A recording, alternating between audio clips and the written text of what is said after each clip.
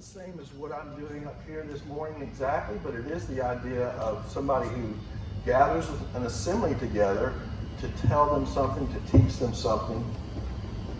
He goes on to identify himself as the son of David, king in Jerusalem. He never explicitly says he's Solomon, but clearly that's who he is. We see a lot of parallels here with the book of Proverbs. We see a lot of parallels with the experience that Solomon has in 1 Kings 2 through 11. Those are spelled out for us in chapter 2 of Ecclesiastes as well. So even though some people dispute this is written by Solomon, I don't think there's any question that it is. Secondly, he gives us his thesis or his conclusion: vanity of vanities, all is vanity. That's significant. He tells it up front. He also ends the book, not the very end, but very close to the end, with that same declaration. And throughout the book, he says similar kinds of things. He never quite says it this way, this strongly. This is a very Hebrew construction. Vanity of vanities is like saying the most vain thing. It's like the Holy of Holies was the most holy place. So it's important to recognize that he is looking at the vanities of life, the futility of life, under the curse. So he's not just being super critical or super skeptical.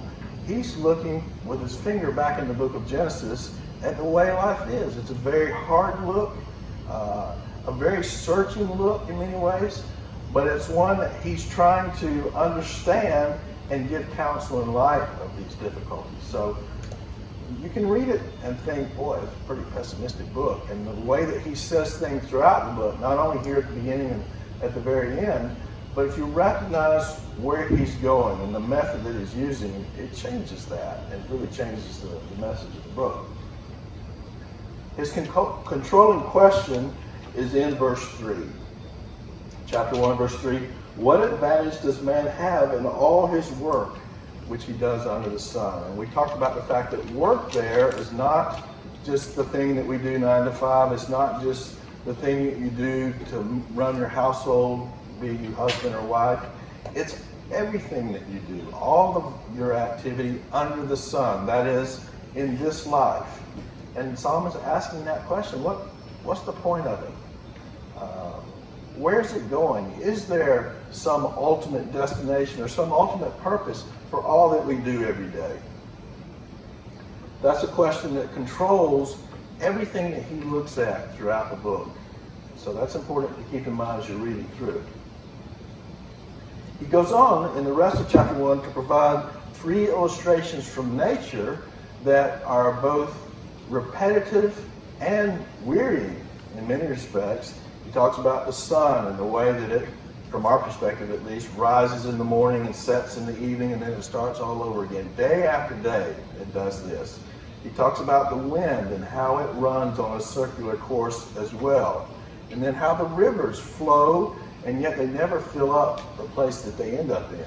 So in all 3 of these illustrations, he's talking about things that they seem to run in circles, and they seem to not really accomplish anything. On the one hand, you could look at them and say, boy, this is great. It's regular. We can trust the fact that the sun's going to come up every day. We don't have to worry about that. You can see that as a very good thing. On the other hand, it does seem like things that go in circles and don't get anywhere. And I think what Solomon's doing here is using these 3 illustrations from nature to ask the question, are our lives like this? Certainly, you can see some correspondence. We get up, we do things all day, we go to bed, and the next day it starts all over again. And so he's using these illustrations to again, take a hard look at all that we do under the sun and ask the question, are our lives going somewhere? Is there some ultimate purpose or destination that life itself for mankind is headed to? All right? He then launches an investigation to try to answer this question, and he's going to look at it from a lot of different perspectives. Remember that Solomon, I would say not only during his lifetime, but during all the human history, was the best qualified man to do this. Think about the wealth that he enjoyed, the position that he enjoyed, the international relations that he had. So that gave him an ability to do this kind of investigation in a way that nobody else could.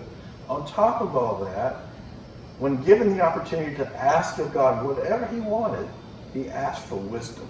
We looked at the fact that he was already a wise man. His father recognized that he was a wise man as he was transferring the kingdom, the throne, to him.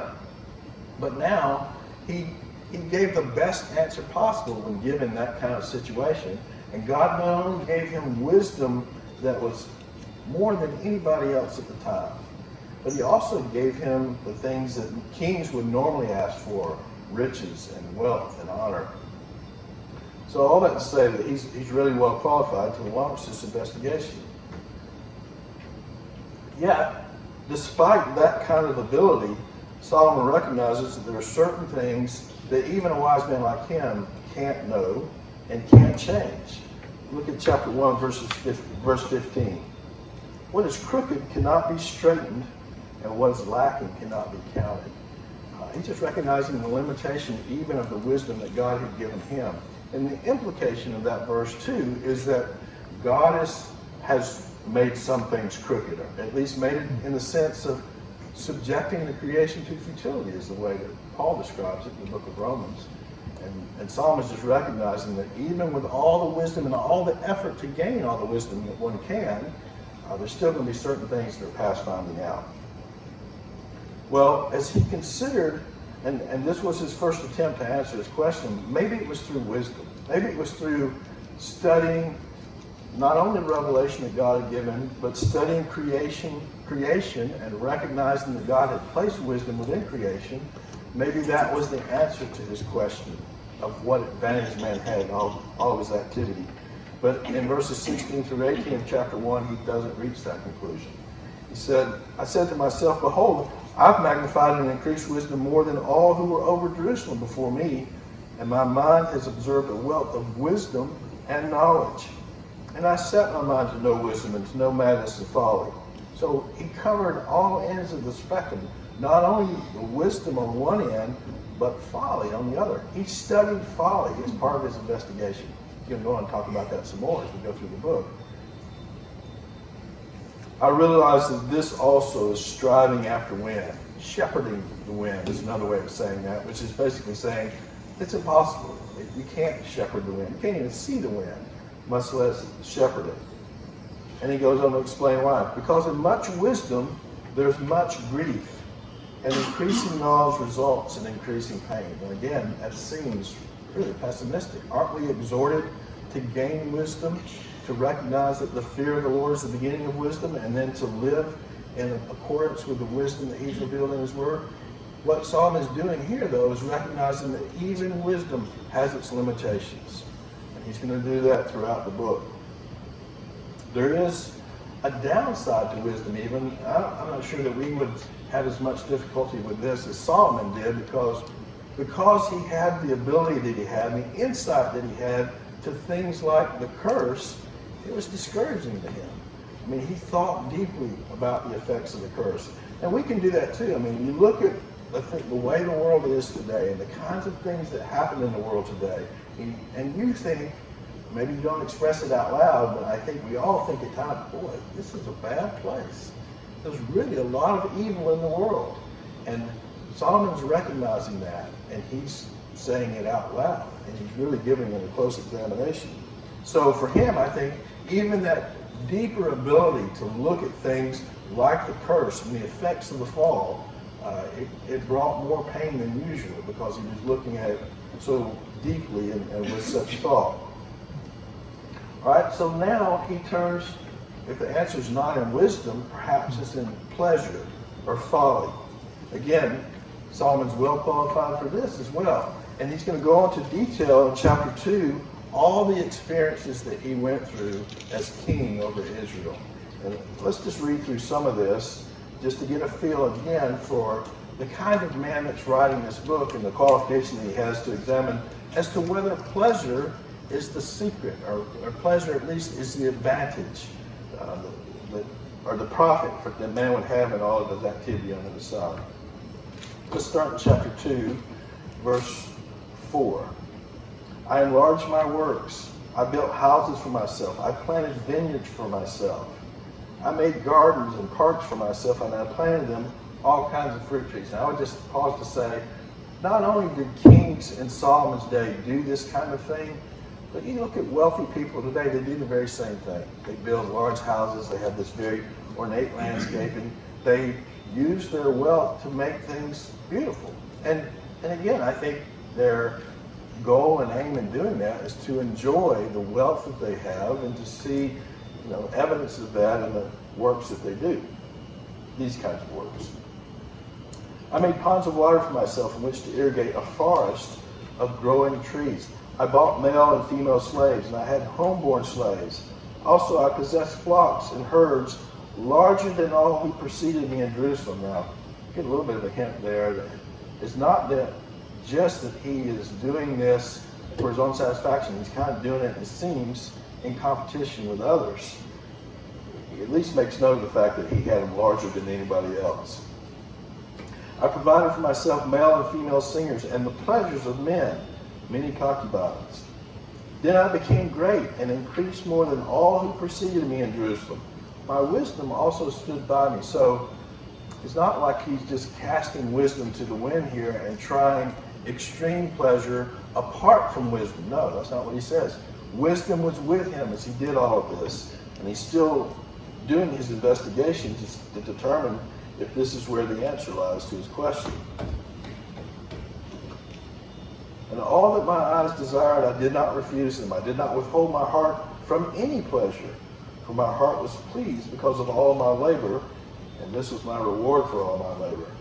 So he did get a measure of pleasure out of this.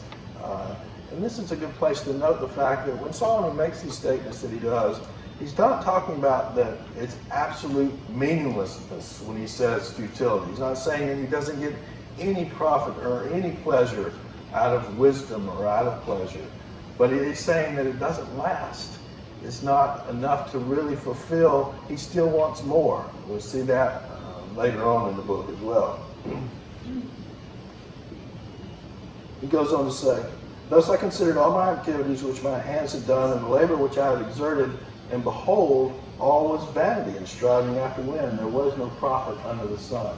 That's the conclusion here. So it's not only not in wisdom, but it's also not in pleasure. The answer that he's looking for to his question is not there.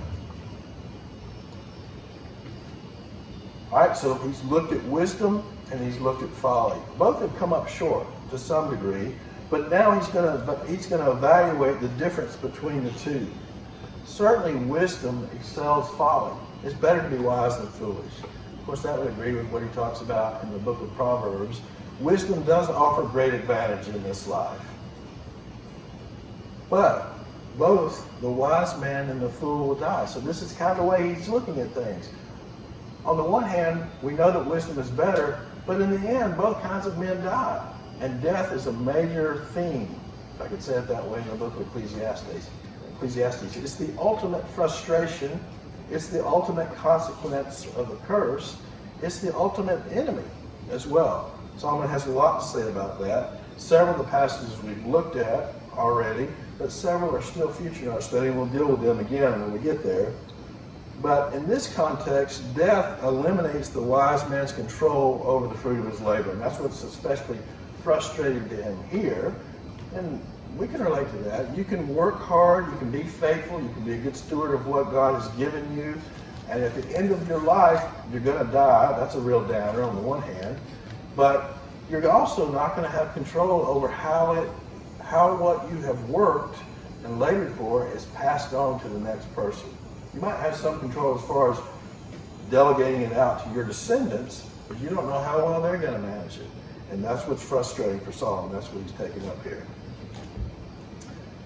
So I think it's fair to say that up until this point, things look pretty grim. Solomon is making a strong case for his initial thesis, vanity of vanity, all is vanities. But then, right in the midst of his despair, he hits us with some hope and light at last. This is in chapter 2, verses 24 to 26. It's really quite out of the blue. It doesn't seem to follow what he said up to this point. There's nothing better for a man than to eat and drink and tell himself that his labor is good. Now, we talked about this when we came here before. There's Another way to translate that I think makes better sense in this context, it's not better here in the sense that if you've got an NAS, the word than is not in there, it's in italics. So another way to say this is there's nothing good in a man for him to eat and drink, tell himself that his labor is good. In other words, man doesn't have that within himself to appreciate it the way that he should. This also I've seen that is from the hand of God. That is the ability to enjoy the blessings that God has provided. Who can eat and who can have enjoyment without him? And this is something that Solomon's going to repeat as well, is the fact that even our ability to enjoy the blessings that God gives us is a gift from him. It's related to our spiritual condition. It's related to our fearing the Lord and walking in his word the way that we're supposed to do, the way we're called to do. And if you don't do that, you can have piles and piles of wealth and honor and not be able to enjoy them. We can talk about that in chapter 6. And then he goes on to explain a little bit about the way things work in this life. For to a person who is good in his sight, he is given wisdom and knowledge and joy. That is, that's the man that has been empowered and recognizes that the things that he has are good gifts from God. He has joy as a result of that. While to the sinner, and certainly he's not excluding sin from the first man that he's already cited, a sinner used in this context as an unbeliever, to the sinner he's given the task of gathering and collecting so that he may give to one who is good in God's sight. This too is vanity and striving after wind. So it's not too long that he gives us hope and light before he returns back to his initial thesis. But it is interesting, and I think what this joy refrain, this is the first of 7 that occur in the book, it starts to give us some insight on what Solomon's doing in the book as a whole. On the one hand, he's going through the depths of the difficulty of life under the curse.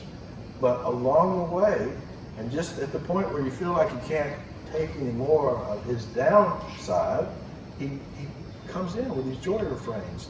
And they're counsel in light of the way that the world is, in light of the way that life under the sun is. For those who fear God, you can still have joy. You're still going to have the limitations that he talks about. We're not exempt from the things that happen in the world at large, the things that happen as a result of the world being subjected to futility, but we handle them differently. And we know the God who has subjected the world to futility, and we're able to have joy and even a measure of satisfaction within that. So this is exhortation in light of what he said up to this point. He's going to do it 6 more times within the book. It does help us to give some understanding of his method for the book as a whole. With the deepest level of insight, he's taking a hard look at the consequences and the inequities of the curse. But after doing that for a while, he reminds us that we can still have joy in our life and labors because we recognize that everything that we have comes from the hand of God. All right, that's the first 2 chapters in a nutshell. We move to chapter 3, and there's a significant change in perspective. Everything up to this point has been looked at largely from someone who is under the sun, a man. And he's looking at the way things are in the world. He's asking questions about it.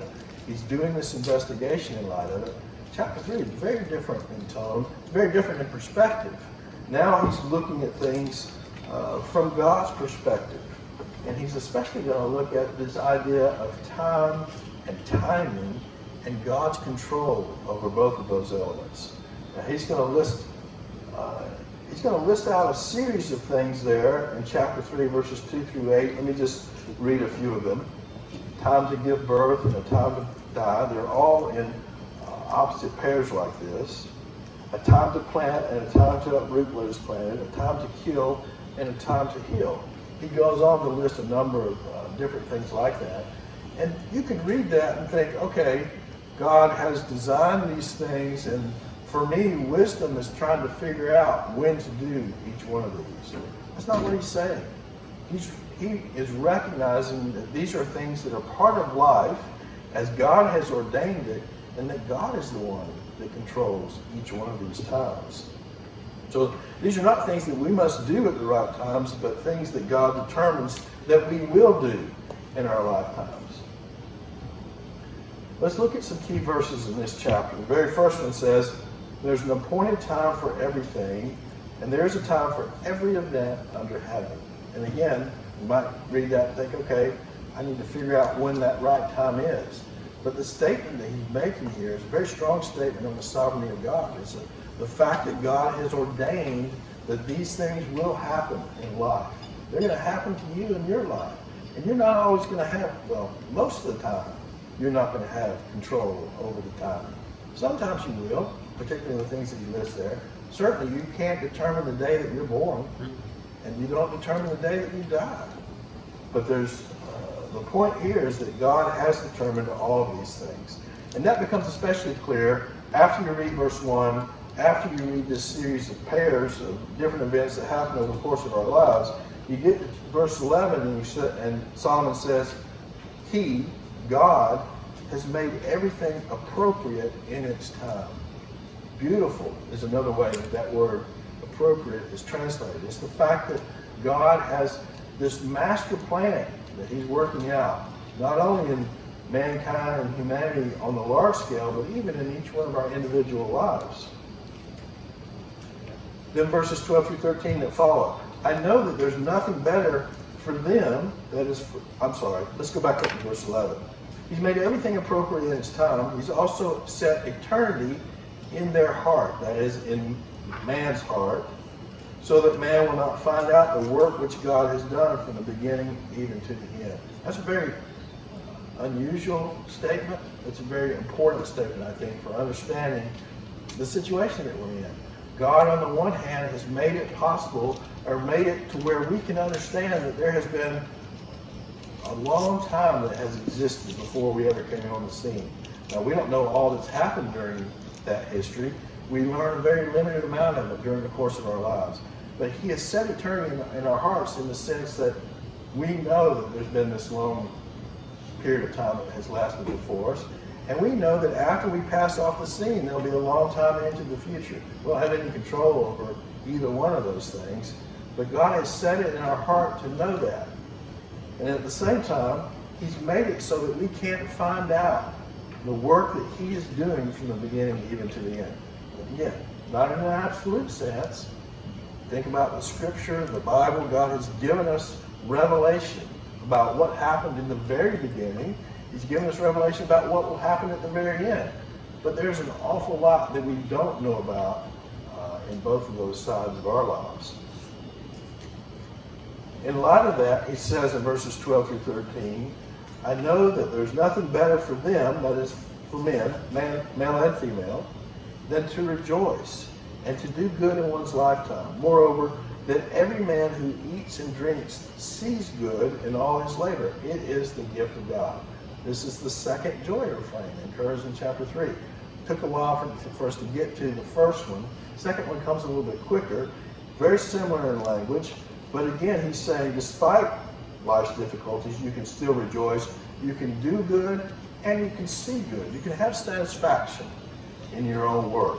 But you have to recognize that that is a gift of God. You have to recognize that it's not always going to come when you want it.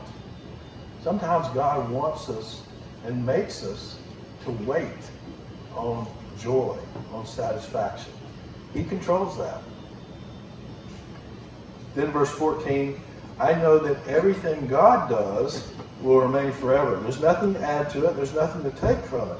For God has so worked that men should fear him. He's contrasting here God's work and its permanence and the plan that he's working out through time with man's transience and his limited understanding. Man has work. We all have work to do while we're living our lives under the sun. But our work pales in comparison to God's. And God is the one that knows everything, that knows how he's working everything out, and we don't to a large degree. But that's on purpose. God has so worked that men should fear him. That's the way that he's designed it to be. Here he just states that. It's an indicative statement.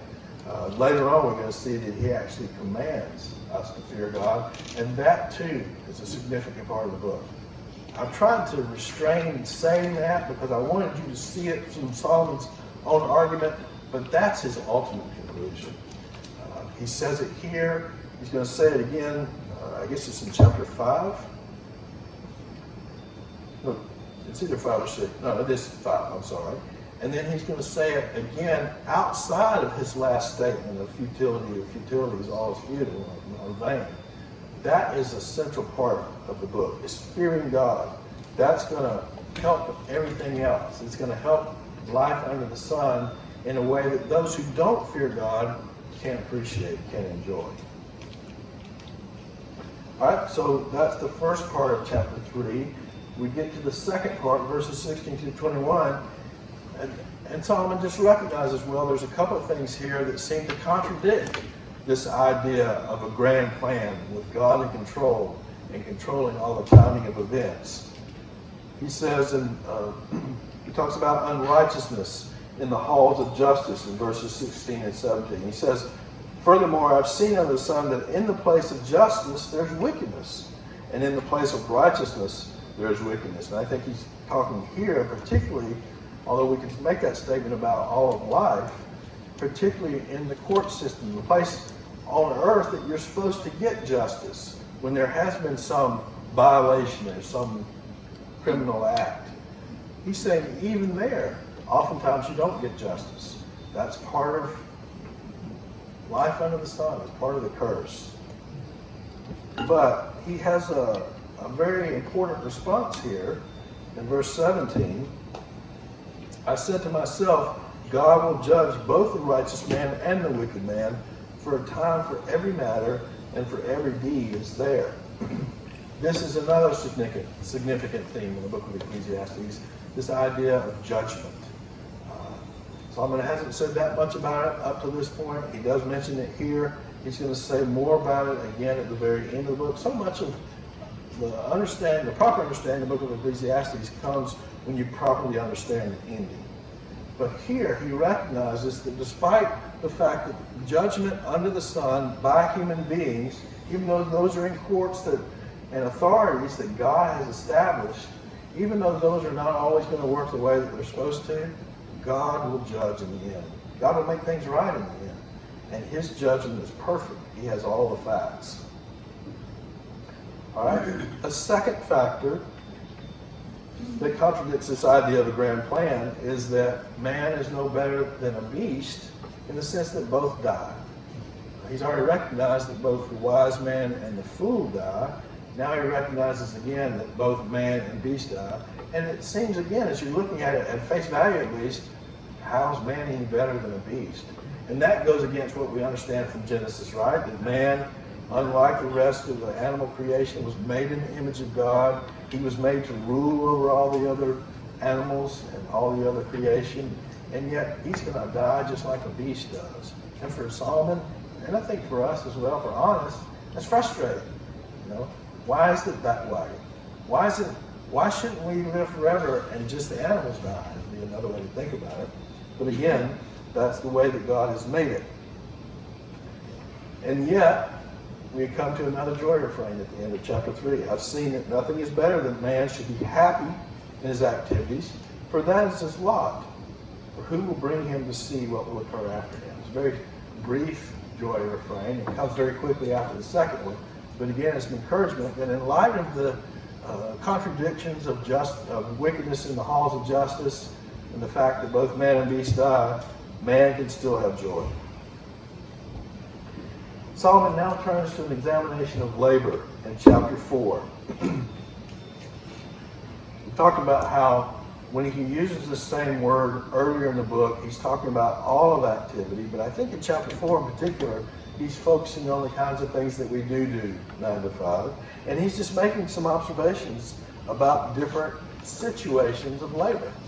In verses 1 through 3, he talks about the fact that oftentimes, especially with himself as king, there's oppression in labor. That men exercise power over other men and cause them to do hard labor. And he's recognizing that as a difficult thing. something that's not enjoyable. There's also competitive labor and personal rivalry. He says in chapter 4, verse 4, I've seen that every labor and every skill which is done is the result of rivalry between a man and his neighbor. This too is vanity and striving after wind. We talked about how that's true still today. So much of what we do is a matter of competition.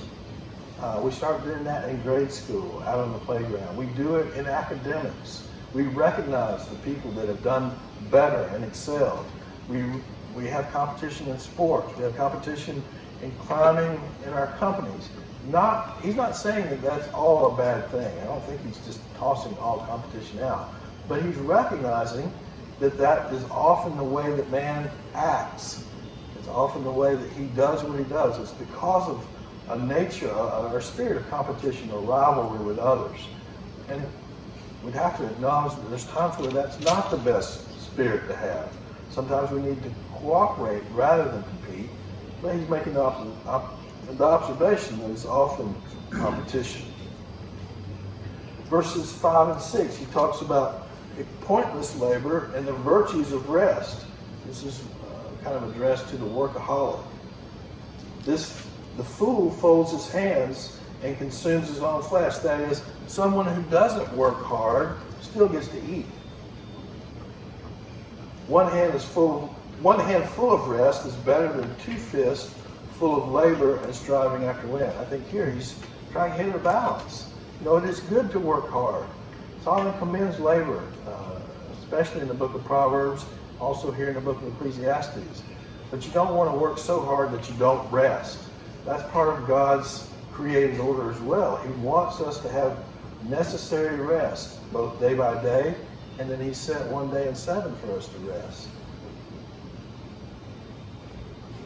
He goes on in verses 7 to 8 to talk about excessive labor with no dependent. He's talking here, let's just read it. These are brief enough. There was a certain man without a dependent, having neither a son nor a brother, yet there was no end to all his labor. Indeed, his eyes were not satisfied with the riches, and he never asked, for whom am I laboring and depriving myself of pleasure? This too is vanity and a grievous task. You know people like this. You know people that never have enough. Even people that are very wealthy continue to want more wealth. And he's asking the question here, why are you doing this? Are you even stopping to think why you're doing this, particularly in a position if you don't have it to pass on to somebody else? It's a good thing to labor to provide for the needs of others. Scripture consistently commends that. But if you're just continually seeking wealth when you already have more than you need, what's the point? And then finally in verses 9 through, there's 2 more actually.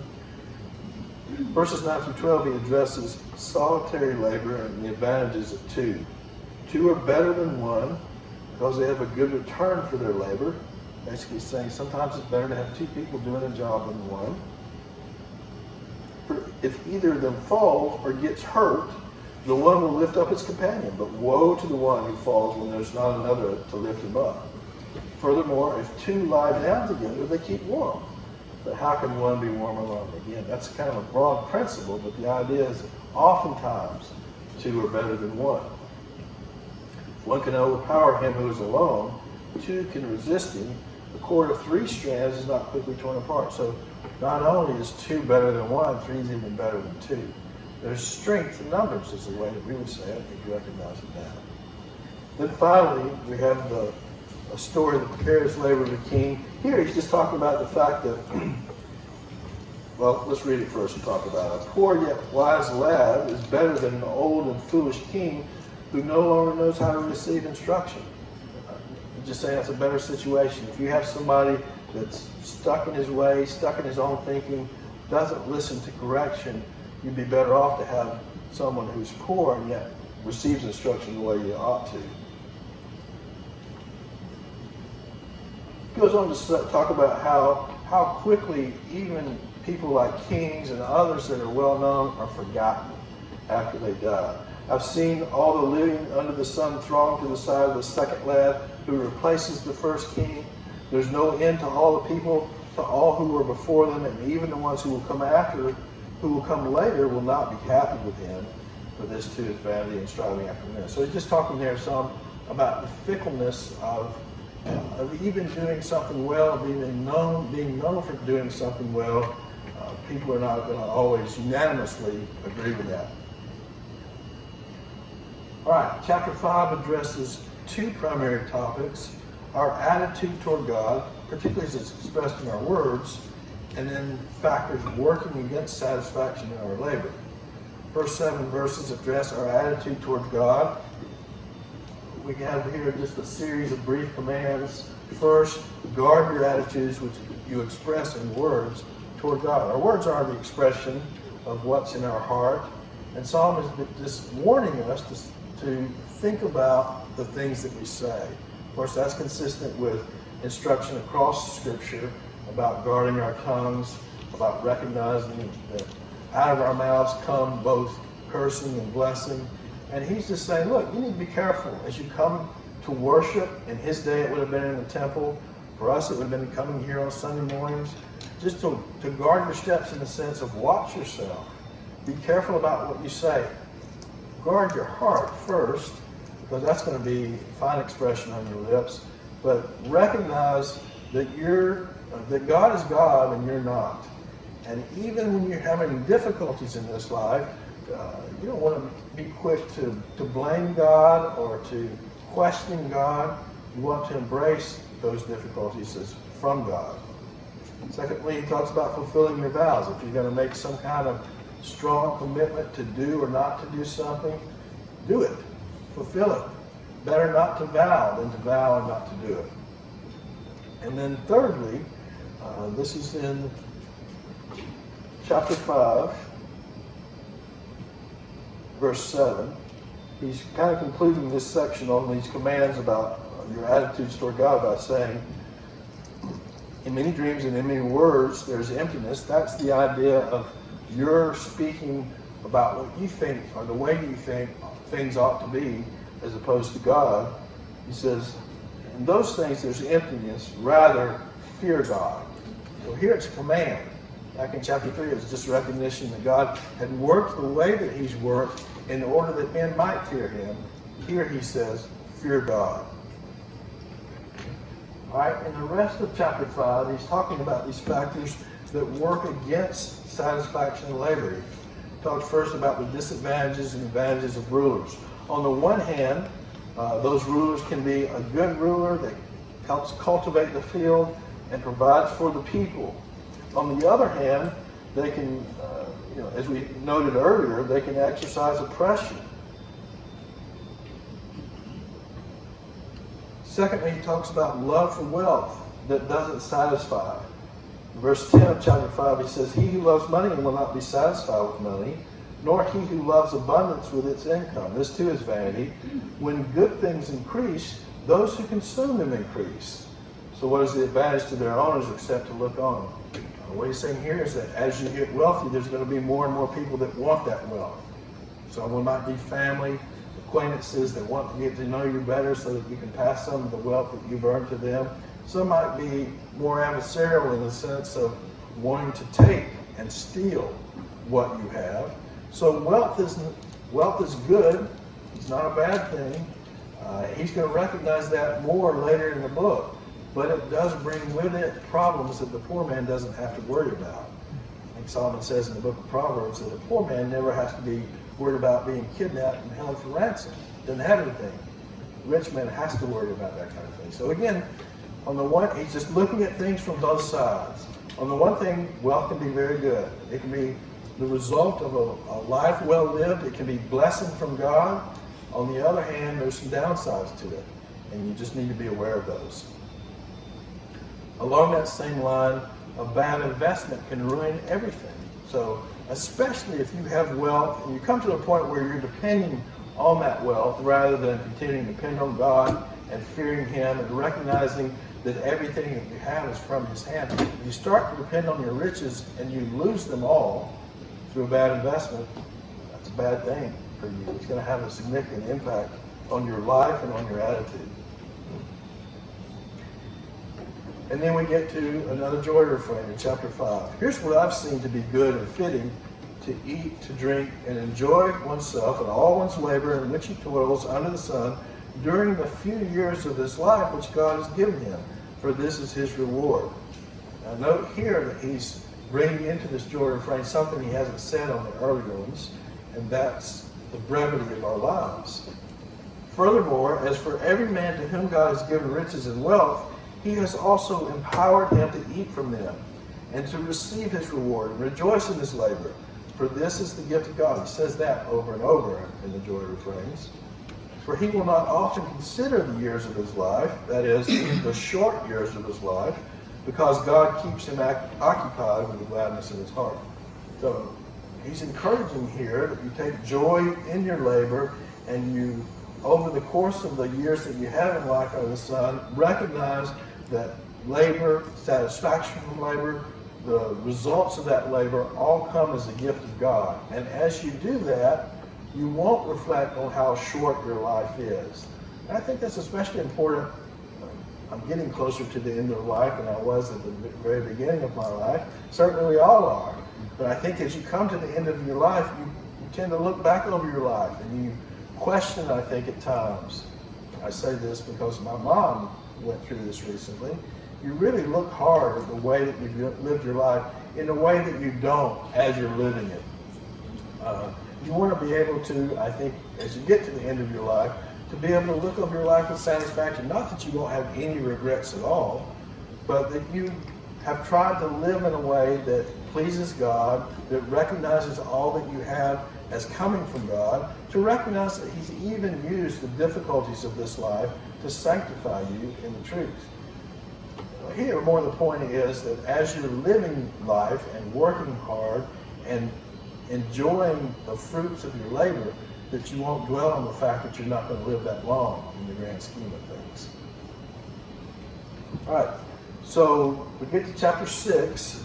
Chapter 5 ends with this idea of a man who has been empowered by God to enjoy the good things that God has given him and to have joy in the fruits of his labor. Chapter 6 looks at the flip side, the man whom God has not empowered to enjoy what God has given him. And these would be things like a full treasury, that is, plenty of wealth. We've said this before, I'll say it again. There is no inherent virtue in poverty. And the Bible doesn't teach that you're more righteous if you're poor. But James does say that God has granted those that are poor in this life to be rich in faith. And as we've already noted, there are some downsides to being wealthy that the poor man doesn't have to worry about. But wealth and poor, rich and poor, it's amoral. The amount of money that you have is not the issue. It's your attitude towards that. Poor people struggle with their attitude towards money too. They want to have more. And so, in this case, Solomon is looking at somebody who has plenty and yet is not satisfied. Somebody who has lots of children. That would have been seen, particularly in Old Testament times, as a great blessing from God. Should still be seen that way. It's not always, I fear. But he's talking about a man here who has a full quiver, plenty of children, all the blessings that go along with that. And then finally somebody who has a full lifespan, long years. He uses this phrase, 1,000 years twice. Twice as long as any man has ever lived, if you're looking at the men who lived back in Genesis. And yet, this man has all of this, but he's not empowered by God to see it as a gift and to have any joy in it. And Solomon has a very strong statement to say here, better the miscarriage than he. Better somebody that had never been born, never come into life at all, than to come into life and to have all this abundance of both material wealth and relationships with children and not be able to enjoy it. This chapter ends, chapter 6 does, on two major topics.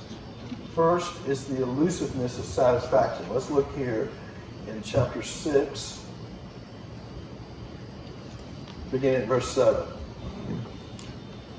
All man's labor is for his mouth, and yet the appetite, literally the soul, is not satisfied. Again, he's not talking here just about appetite in the sense of food, the way that we normally think of appetite and hunger. He's talking about man's soul never being satisfied with what he has. He always wants more. What advantage does the wise man have over the fool? What advantage does the poor man have knowing how to walk before the living? The implied answer is no advantage. Neither one are going to end up being satisfied in the end. What the eyes see is better than what the soul desires. We have this saying, your eyes being bigger than your stomach. And that usually does relate just to food. Seeing things and thinking that you want so much and not being able to eat all that you want. Here it's a little different. What the eye see is better than what the soul desires is the sense of you get a certain amount of satisfaction of seeing things and of wanting things, maybe even a certain element of pleasure in having those things, but it's never enough. It's never enough to satisfy completely. And then the second topic that he addresses is both the sovereignty of God and the helplessness of man. Verse 10, whatever exists has already been named, and it is known what man is, for he cannot dispute with him who is stronger than he is. He's talking here about God. He talked about the fact that man named the animals, and that was an exercise of authority over them. He named the woman, and that demonstrated his authority over her by God's creation. But the one that named man was God himself. And we looked at the book of Job and how Job, in a sense, contended with God. He recognized that he was on a very different level than God was, but he won the day in court with God because he didn't feel like what was happening to him had matched up with his life. And yet in the end, God really rebukes him quite strongly and says, who are you to ask me these kind of questions? Were you around when I created the world? Who are you compared to me as one who created Leviathan, Behemoth? You have the same kind of power that I do? And Job recognizes that he was wrong. He repents and retracts in dust and ashes. Verse 11, there are many words which increase futility. What then is the advantage to a man? Again, the implication being to spout out those words toward God and to question him. Who knows what is good for a man during his lifetime, during the few years of his futile life? That's an interesting question. We think we know what we want and what's best for us, but in essence, when we complain about what has happened to us, we're complaining against God. God does know what's best for us. He knows in a way that we'll never know. We don't know what's going to happen to us over the course of our life. We don't know what's going to happen to us tomorrow. And yet God knows these things, and he has this plan, and he's working it out according to his good purpose. Finally, he says in the end of verse 12, man will spend them his days like a shadow. Who can tell a man what will be after him under the sun? Again, the implication, the implied answer is no man can do that for another man or for himself. But God does know those things. And again, you can see where all this is driving towards this idea of fearing God. That's the ultimate answer. That's the answer to Solomon's question is of satisfaction in life under the sun is to fear God and keep his commandments. You're still going to have to deal with all these inequities, and you're not going to be exempt from them. But you're going to have a different perspective